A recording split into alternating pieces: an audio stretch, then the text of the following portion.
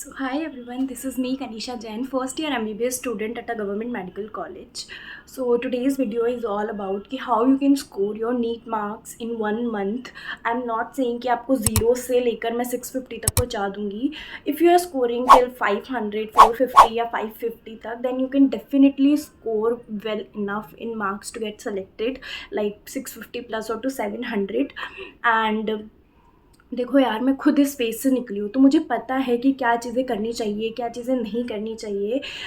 मैं आपको बिल्कुल भी ऐसी राय नहीं दूँगी कि जो आप कर ही ना पाओ, कुछ ऐसा एक्स्ट्रा ऑर्डिनरी नहीं बताऊँगी कि जो आप 1 महीने में कर ही ना पाओ और फिर मैं आपको बोलूँ करने को, तो that will not help you यार, राइट? तो देखो, जो चीज़ें मैंने की थी, जो चीज़ें मुझे हेल्प करी थी कि मैं मेरा स्कोर इनफ कर पाई, मैं 665 स्कोर कर पाई मेरे नीट के एग्ज़ाम में। सो वही चीज़ें मैं आप लोगों से बिल्कुल शेयर करूँगी, ठीक है? तो देखो, कुछ नहीं करना है, ज़्यादा कुछ नहीं करना है, सिर्फ 4 स्टेप्स आप लोगों को करने हैं, जो कि अगर आप वो करते हो तो दैट आर सफिशिएंट, ठीक है? तो पहली चीज़ जो आप लोगों को करनी है, दैट इज़ मस्ट, जो मैं आप लोगों को करूँ वो तो करना ही करना होता है, वो तो आप लोगों को सब कहते हैं और आप लोगों को पता भी होगा, and that is the question practice, ठीक है? तो क्वेश्चन प्रैक्टिस कहाँ से करनी है, कैसे करनी है, आप लोगों की यही पूछते हो, क्योंकि ये तो आपको सबको पता है कि क्वेश्चन प्रैक्टिस करनी होती है, ठीक है? तो क्वेश्चन प्रैक्टिस करने के लिए व्हाट आई डिड कि मैं तो टेस्ट देती थी, मैं डेली एक टेस्ट देती थी। तो आप लोग या तो टेस्ट दे सकते हो, अगर आप ऑफलाइन कोचिंग में हो और आप लोगों के टेस्ट दे रहे हैं तो एक भी मिस मत करो, चाहे आपकी प्रिपरेशन है उस टेस्ट के लिए चाहे नहीं है, आप लोगों को टेस्ट देना है, रेगुलरली टेस्ट देने हैं, ठीक है? तो मैं टेस्ट देती थी डेली, और कुछ एक्स्ट्रा जो क्वेश्चंस मेरे पास थे, कुछ मॉड्यूल के क्वेश्चंस थे एंड ये सब थे, तो मैं वो सब चीज़ें सॉल्व करती थी। अगर आप ऑफ़लाइन कोचिंग में नहीं हैं, अगर आप सेल्फ स्टडी कर रहे हैं या कुछ ऑनलाइन कोचिंग कर रहे हैं, तो आप लोगों को ऐसा नहीं है कि आप लोग नहीं कर सकते हो, ठीक है? आप लोग या तो ऑफ़लाइन कोचिंग को जॉइन कर लो या ऑनलाइन कोचिंग को जॉइन कर लो। मैं प्रेफ़र करूँगी ऑफ़लाइन, क्योंकि अपना पेन पेपर मोड पे होता है अपना पेपर, तो अगर आप ऑफ़लाइन में दोगे तो it will be better, right? But आप ऑनलाइन भी, आप अगर आपको क्वेश्चन प्रैक्टिस करनी है तो आप ऑनलाइन भी कर सकते हो, ठीक है? And trust me, it is the crucial point. ये तो आपको करना ही करना है, मतलब करना ही करना है किसी भी हाल में ये चीज़ तो, ठीक है? क्योंकि ये मेरा पर्सनल एक्सपीरियंस है, जब मैंने फर्स्ट ड्रॉप मेरा दिया था तो उसके अंदर मैंने सब कुछ पढ़ लिया था, सब कुछ पढ़ लिया था। तो मेरे को इतना कॉन्फिडेंस था कि यार मैं सब कर लूँगी, मैं कर लूँगी, मुझे सब याद है। बट एट द एंड क्या हुआ कि जब मैं नीट के पेपर में बैठी और मैंने क्वेश्चंस देखे, तो मुझे मुझे वो याद ही नहीं आ रहा, मुझे समझ ही नहीं आ रहा मैं इनको कैसे सॉल्व करूँ। मैं एकदम हाइपर हो गई वहाँ पर कि यार ये क्वेश्चंस को कैसे सॉल्व करते हैं, एंड मेरी प्रैक्टिस नहीं थी, राइट हैंड रूल लगाना है, मैं लेफ्ट हैंड रूल लगा रही हूँ एंड मैं कुछ भी कर रही हूँ उल्टा सीधा, ठीक है? तो मतलब ये चीज़ें आप ना करो, उसके लिए होता है कि आपको क्वेश्चन प्रैक्टिस करनी ही करनी होती है, ठीक है? आपको तीनों सब्जेक्ट्स के भर भर के क्वेश्चंस लगाने हैं, आपको जहाँ से क्वेश्चन मिल रहा है, आपका कोई फ्रेंड किसी कोचिंग में जाता है, उसके कोचिंग में कोई टेस्ट पेपर हो रहा है, तो आप उसके पेपर ले लो कि भाई पेपर दे दे, मैं उसको सॉल्व करूँगा। तो आप लोगों को वो भी करना है, मतलब आप किसी भी हद तक चले जाओ, बस आपको क्वेश्चंस करने ही करने हैं, ठीक है? तो पहली चीज़ तो ये हो गई, दैट इज़ वेरी इंपॉर्टेंट।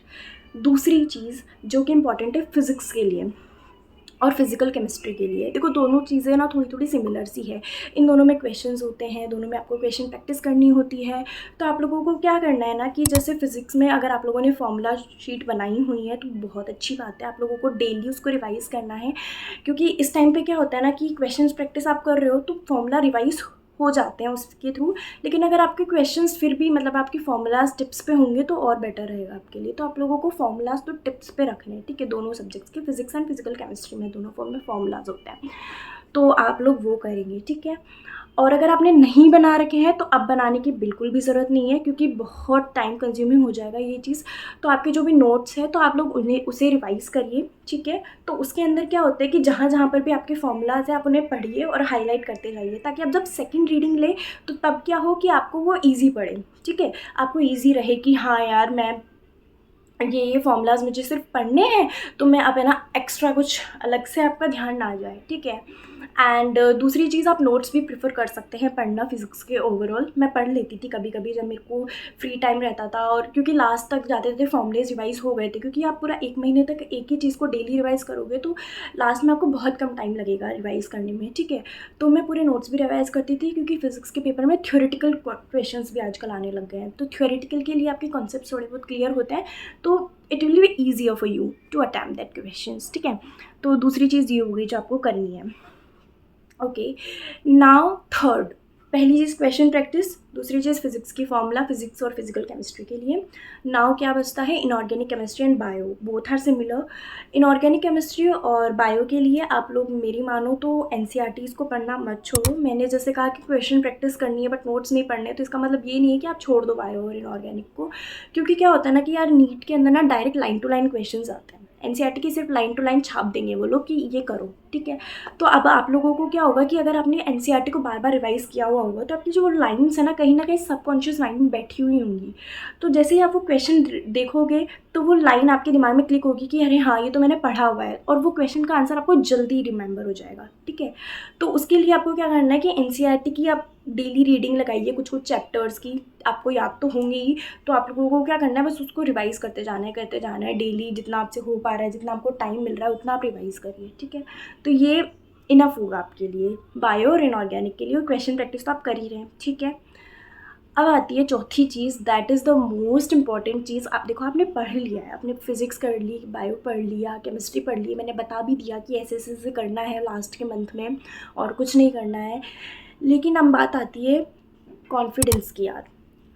अगर आप खुद से ही कॉन्फिडेंट नहीं हो, अगर आप कि मैं कर पाऊँगा या नहीं कर पाऊँगा, देखो सबके साथ ये चीज़ होती है, मेरे साथ भी होती थी कि जब मैं मेरे लास्ट के टाइम पे थी ना, तो मुझे ऐसा लगता था कि यार मेरा सिलेक्शन होगा या नहीं होगा।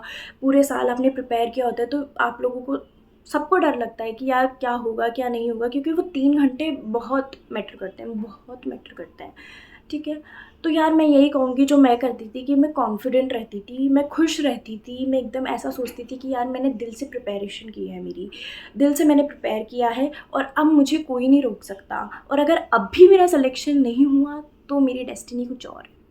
मैं लिटरली यही सोच के रखती थी, मैं यहाँ पर कोई झूठ नहीं बोल रही हूँ, बिल्कुल यही बात मैं अपने दिमाग में रखती थी कि यार मैंने मेरा 100% दे दिया है, मैं जो कर सकती थी मैंने कर दिया है। तो आप लोगों को भी कॉन्फिडेंट रहना है कि यार मैं जितना कर सकती थी, जितना मैं, और अभी भी आपके पास 1 महीना है तो आप उसमें भी अपना 100% दो। आप जितना अपने आप को कर सकते हो आप उतना दो, और फिर उसके बाद रिज़ल्ट आपके फ़ेवर में ही होगा, जो आपके लिए बेस्ट होगा आपके लिए वही होगा, ठीक है। अपनी मेहनत में कसर मत छोड़ो, अपने विश्वास में कसर मत छोड़ो, everything will be best, trust me, everything will be best. भगवान आपकी बिल्कुल हेल्प करेंगे, जो खुद की हेल्प करता है, God always help them, and yeah, so all the best, bye.